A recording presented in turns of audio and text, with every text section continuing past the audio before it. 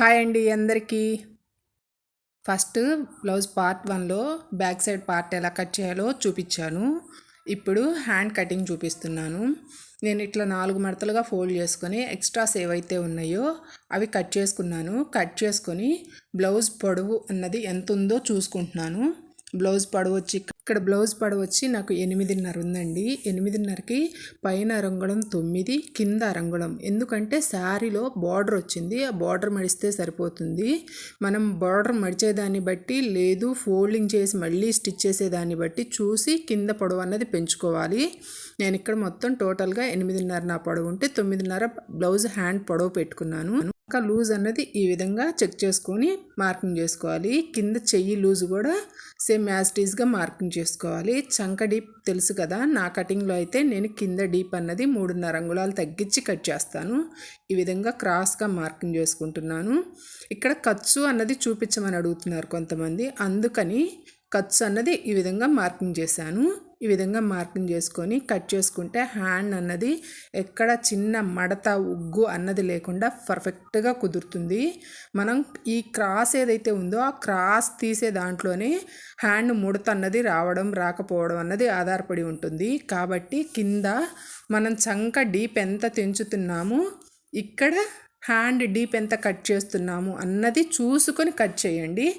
అలాంటప్పుడు మనం పర్ఫెక్ట్గా కటింగ్ అన్నది చేస్తే మాత్రం ఎక్కడ చిన్న ఉగ్గు కూడా రాదు.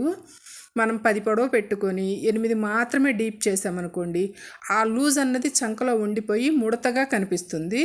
బ్యాక్ పార్ట్కి కూడా ఖర్చు అన్నది డివైడ్ చేసి ఈ విధంగా మార్కింగ్ చేశాను. మార్కింగ్ చేసి ఈ విధంగా ఫ్రంట్ పార్ట్ని పెట్టుకొని కట్ చేస్తున్నాను. బ్యాక్ పార్ట్ పెట్టి ఫ్రంట్ పార్ట్కి మార్కింగ్ చేస్తున్నాను. మార్కింగ్ చేసేటప్పుడు ఒక్కటి మాత్రం గుర్తుపెట్టుకోండి, ఫ్రంట్ పార్ట్ అన్నది ఇది క్రాస్ కటింగ్ కాబట్టి మనం క్రాస్ అన్నది ఎంత పర్ఫెక్ట్గా తీస్తే షేప్ అన్నది అంత నీట్గా కుదురుతుంది.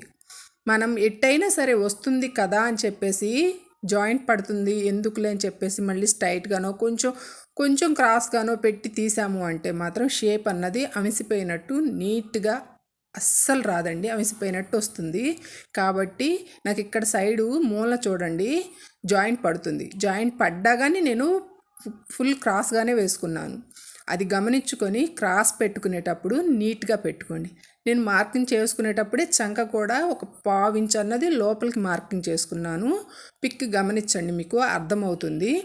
ఈ విధంగా మార్కింగ్ చేసుకొని షేప్ బెల్ట్ కాడ ఇదిగోండి ఇక్కడ 2 అంగుళాలు క్రాస్ తీసుకొని కట్ చేసుకుంటున్నాను.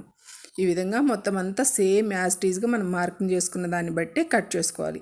నాకు ఇక్కడ చంక ముక్క పడుతుంది, పడినా పర్వాలేదు, ఎందుకంటే లోపల ఖర్చులోకి వెళ్ళిపోతుంది, ఇబ్బంది ఏమి ఉండదు. కాబట్టి క్రాస్ మనం మార్కింగ్ చేసుకునేటప్పుడు క్రాస్ అన్నది జాగ్రత్తగా చేసుకోండి. ఇక్కడ నేను 2.5 అంగుళం మార్కింగ్ చేసుకున్నాను.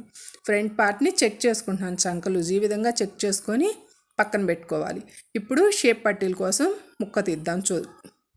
ఒకసారి లూజ్ చెక్ చేసుకొని క్రాస్లు ఏవైతే ఉన్నాయో అవి తీసుకొని పక్కన పెట్టేసుకొని షేప్ బెల్ట్, ఇది బ్యాక్ సైడ్ బెల్ట్, కింద షేప్ పట్టీ.